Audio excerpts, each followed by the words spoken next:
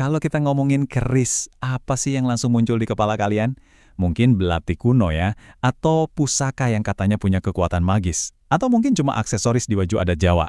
Nah itu semua nggak salah, tapi itu baru permukaannya aja. Pernah kepikiran nggak sih apa yang sebetulnya bikin keris ini begitu luar biasa sampai diakui sama seluruh dunia? Pertanyaannya simpel aja, gimana ceritanya sebilah logam ini bisa dapat pengakuan setinggi itu dari dunia? Jawabannya, saya jamin, bakal mengubah total cara pandang kalian soal keris. Oke, untuk benar-benar paham soal keris, kita harus time travel sedikit nih. Kembali ke masa lalu. Jauh sebelum kita kenal bentuknya yang sekarang, jejak keris itu udah tertanam dalam di peradaban Nusantara. Para ahli itu biasanya mengelompokkan pembuatan keris ke dalam periode waktu yang disebut tangguh.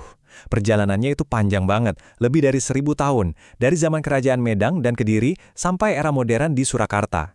Ini bukti kalau keris itu bukan benda matu yang gitu-gitu aja. Dia itu cerminan hidup dari pasang surutnya peradaban yang membentuknya. Dan ini bukan cuma cerita dari mulut ke mulut loh. Kita bisa lihat sendiri bukti fisiknya yang terukir abadi di batu. Di candi-candi megah kayak Borobudur dan Prambanan, ada relief yang ngegambarin sosok-sosok yang bawa senjata tikam yang mirip banget sama bentuk awak keris. Ini bukti arkeologis yang kuat banget, yang nunjukin keris udah jadi bagian hidup masyarakat Jawa sejak berabad-abad yang lalu. Yang lebih bikin takjub lagi adalah kesaksian dari orang luar. Waktu Majapahit lagi di puncak-puncaknya, seorang penjelajah dari Tiongkok namanya Ma Huan nyatat kalau keris itu udah jadi barang yang umum banget. Bukan cuma punya bangsawan atau prajurit, tapi hampir setiap laki-laki punya. Ini artinya keris bukan lagi sekedar senjata, tapi udah jadi bagian dari identitas personal. Nah, sekarang kita pindah dari sejarah ke inti dari apa yang bikin keris ini begitu spesial. Ini bukan cuma soal besi dan tempaan, ini soal jiwa, soal makna yang ada di dalamnya. Orang yang bikin keris itu bukan pengrajin biasa, sama sekali bukan. Mereka disebut empu, seorang maestro yang posisinya dihormati banget, bahkan seringnya diangkat langsung sama raja. Seorang empu itu harus jago ilmu logam, paham hari baik, ngelakuin ritual, dan yang paling penting dia nuangin doa dan harapan ke dalam setiap pukulan palunya. Jadi seorang empu itu perpaduan antara seniman, filsuf, dan visioner. Keren banget kan? Kalian pernah nanya nggak, kenapa sih ada keris yang lurus, ada juga yang berkelok-kelok? Ini bukan soal desain doang.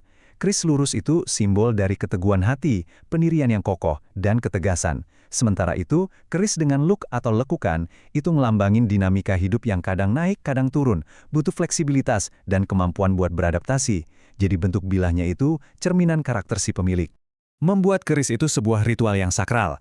Prosesnya dimulai jauh sebelum palu pertama dipukulkan. Mulai dari milih bahan-bahan terbaik, nentuin hari baik, sampai ngadain upacara bancaan untuk minta kelancaran. Setiap langkahnya itu penuh konsentrasi dan nilai spiritual. Inilah proses yang mengubah sepotong logam jadi sebuah pusaka berjiwa. Jadi, poin kuncinya di sini, masyarakat Jawa nggak nyebut keris sekedar besi. Mereka ngasih gelar kehormatan, Tosan Aji, yang artinya besi yang dimuliakan. Keris itu pada dasarnya adalah doa yang diwujudkan dalam bentuk fisik, sebuah karya yang jauh melampaui fungsi senjatanya dan jadi simbol spiritual. Nah, keistimewaan yang kita bahas tadi itu ternyata nggak cuma dihargai di dalam negeri aja loh. Dunia internasional pun akhirnya mengakui nilai universal dari mahakarya ini. Yuk kita lihat gimana ceritanya?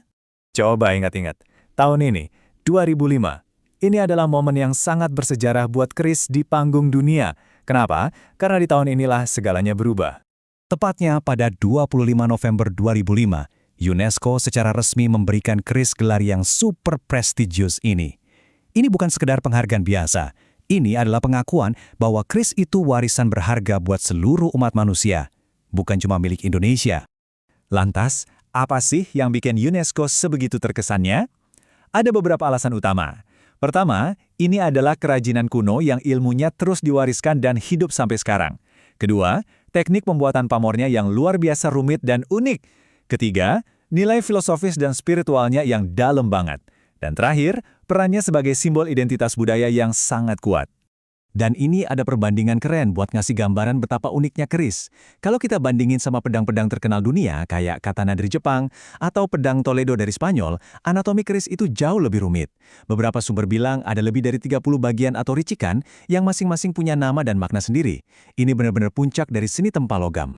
Kisah keris ini nggak berhenti di buku sejarah atau di lemari museum ya. Keris adalah warisan yang terus hidup, bahkan nemuin peran-peran baru di zaman modern ini.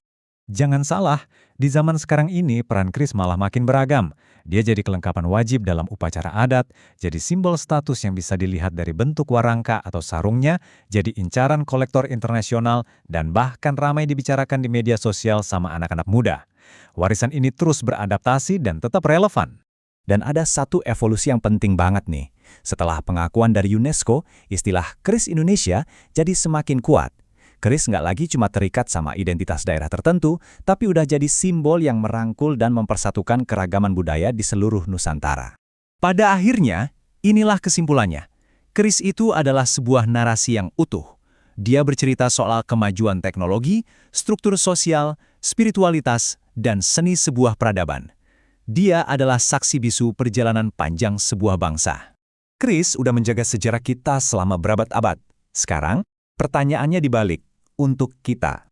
Sebagai generasi penerus, gimana caranya kita bisa merawat, menjaga, dan mastiin warisan yang luar biasa ini nggak cuma bertahan, tapi juga terus jadi inspirasi buat generasi-generasi mendatang. Sesuatu untuk kita renungkan bersama ya.